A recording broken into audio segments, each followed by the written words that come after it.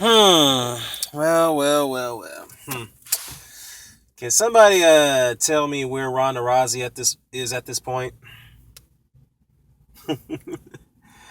Okay, it's been 3 days now. All right, it's Monday, and we have yet heard anything from Ronda Rousey except for the fact that she put out a statement on her Instagram page, I believe. I don't know, but she has not given a post fight interview, nor did she show up for the post fight press conference after she got knocked out. Okay, I find that very odd and strange, but yet not too surprising because it seems to me that this woman can't handle taking a loss in front of a capacity crowd of 60,000 people, I believe. I don't know, maybe about 55, 6,000 people. Okay, but yet you had Dana White that goes up to the press conference and said that, you know what, she can't show up for the post fight press conference interview because she had a split lip where it requires stitches, so she had to be taken to a hospital. Okay, I'm not sure if that's accurate because um, I've seen fighters with like Misha Tate, for example, who had a dislocated elbow and arm, still showed up for a post fight press conference and gave interviews. Okay, you have Betch Correa, who who took who took some shots to the head when I had a mango face and still showed up for post fight interview. I seen guys with a swollen eye show up with at post fight press conference, gave post fight interviews. I'm not buying that. I just think that this woman's ego is shot. Ronda Rousey, in other words, I think her ego is shot. She can't deal with the fact that she lost in front of a big time crowd, got embarrassed, got whooped one sided to the point that she just can't face the public right now. I mean, it's funny that you could talk a lot of shit when you're winning, but when you're losing, you're just silent.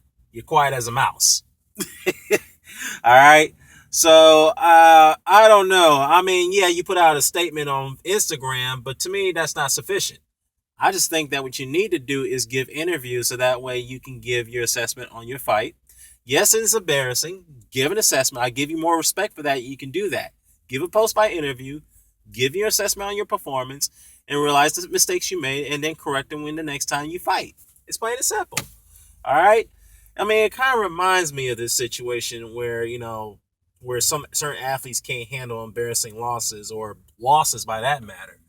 I mean, I'll give you an example, like the Detroit Pistons, for example, back in 1991. When them motherfuckers, when they were clowning the Chicago Bulls, in the late '80s, even up to the beginning of 1990, whatnot. And then when they finally got their ass whooped by the Bulls in the 1991 Eastern Conference Finals, and they got swept. And at that time, I was so happy for the Bulls because I couldn't stand Detroit back then because they were such a dirty goddamn team. And I told people that the only way they could win is to play dirty. I don't give a fuck about defense, whatnot. Yeah, I mean, you can be, I mean, just because they're, a dirty team doesn't mean they had great defense. That's why I told people.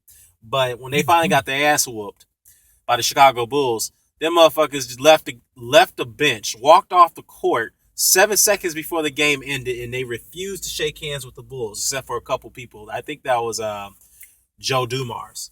He was the only guy. All the other fucking Pistons members just walked off the bench and left the court like little pussies because they couldn't handle the fact that they got embarrassed in that series, even got blown out on their home court against the Bulls in the Eastern Conference Finals. All right? And I never respected Isaiah and his team for that. Never did. Because they refused to pass the torch over to the Bulls while the Celtics passed the torch over to them. Well, you know what? I kind of take that back.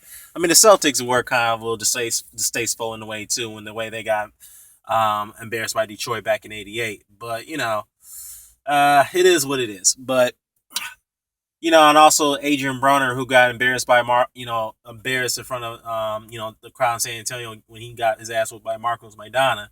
He walked out of the ring without, giving a post-fight interview at that time, but he did give a 2-minute interview in the locker room. But I respect Broner for that. And then I remember Anderson Silva fighting Forrest Griffith about 6-7 years ago, and I remember that fight where Griffith was all cocky and overconfident to the point that he tried to rush Silva, and all Silva had to do was step back a couple steps, and then he caught him with a straight cross to the face, and he knocked out Griffith so badly. so badly that even Silva didn't even put up his guard. He just threw his arm out and just knocked him out because he saw Griffin just come in. And as soon as Griffin just got knocked out, he just leaped up out of the out of the octagon. He ran out from the octagon and ran to the locker room because he couldn't deal with the loss. He was just so embarrassed. But you know, I just I don't understand why she's Ronda's being secluded right now. I mean, god damn it, you talk a lot of shit when you're winning, but when you're losing, you can't deal with the fact that you actually lost to a superior opponent. Okay? I mean, hell, Holly Holmes got her ass beat before, but she takes her loss. She gives post-fight interviews, and she understands what mistakes she needs to correct next time that she fights. You win some and you lose some. No one's invincible in any combative sport that they engage into. I don't care if you're a professional, I don't care if you're an amateur, and I don't care if you're an Olympian. You win some and you lose some. Plain and simple. All right. So what you need to do is you need to get your ass out of bed, or I don't know, whatever you're doing, plastic surgery on your lip, whatever you're doing. I think that already concluded. You need to start giving interviews. All right. Now, now I know everybody's talking about this rematch, whatnot, but let me just say something about that. I know David White expressed great interest about that, and so has Holly Holm. Now, if Dana White wants an immediate rematch, bad mistake. Very fatal, because obviously we know Ronda Rousey will not be ready for an immediate rematch. She'll get her ass whooped again by Holly Holm. The only way she could be home is to fight her at her game. Is match her up with stand-up. That's the only way, and it will have to take at least Rousey, I'll say about a year or two to get ready for that. Because I don't think at this point, even an immediate rematch, no chance. Because we saw the one-sided beating that she took from Holm. I mean, what an immediate rematch would do at this point, it would be very crazy. Now, will it sell tickets? Absolutely. But it doesn't do Ronda Rousey any justice because she'll get her ass whooped and be humiliated again. So I advise against it. Now, if you're going to rematch, I think you need to do it at least in 1 year or two. I mean, let Holm have some defenses, maybe against Miesha Tate, which I see Holm winning that fight, obviously. And maybe, get her in against Kat Zingano. I think that'll be a good matchup, too. So, anyhow, now what does that mean for Ring Magazine, what they did recently? Because Oscar owns that magazine through his Golden Boy Enterprises. Is this embarrassing to him, given the fact that he put Ronda Rousey on the cover of Ring Magazine recently, on this recent issue? Yes, it is. And the reason why, because why the hell you put an MMA fighter on a Bible boxing magazine? I know you did it for business. I said to myself, but hey, it is business. Business is business. But at the same time, it's bad business now, given the fact that this so-called best fighter in the planet got her ass embarrassed and knocked the fuck out. It makes you look bad, bruh. I mean, if you were going to put anybody on that cover, you could at least put Cecilia Brakas on there, a female undisputed world champion at this point in boxing, or even Holly Holm. You could have even put her on there before the fight and say, you know what? A woman who conquered boxing now is trying to conquer MMA. I think people would have accepted that, but I don't know, man. You got to learn from mistakes, and it's fucked up as it is. Now, as for Dana White being pissed off at this point, yes, absolutely, he's pissed off. But I know I read recently that he is going off at people who's criticizing Ronda Rousey's game plan, saying it's stupid for us to criticize her because we ain't been in the ring before. Well, I take exception to that.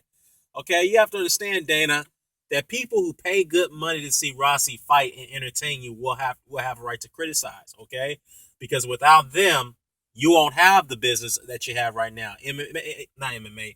The UFC will not be the conglomerate that it is right now if it weren't for the fans, okay? So when they spend all their hard-earned dollars into fights to see people like Rousey and John Jones fight, they're going to critique. And you're going to have to accept that. So, again, now as far as a rematch, yeah, I don't see it happening at this point. It'd be bad business. I mean, it would be good business, but it'd be a bad idea, and it'd be a fatal mistake for Rousey. Now, as for this thing about Rousey being missing in action, MIA, I mean, I think it's bad for her. It makes her look more stupid, given the fact that you can talk all this shit, but yet when you lose and you lose in an embarrassing way, you don't want to show your face. So, I mean, you know what? I don't know where she goes from here, but you know what? My boy, Mr. Boxing Today, he made an interesting point about this.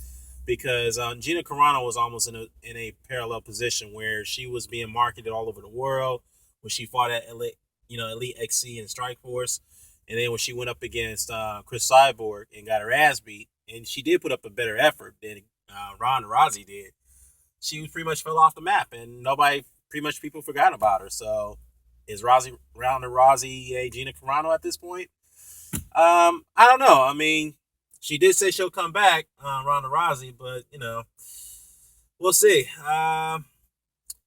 Other than that, again, I don't like the fact that Ronda's putting out statements to Dana White, where Dana White's saying that, well, she's bummed and depressed about that loss.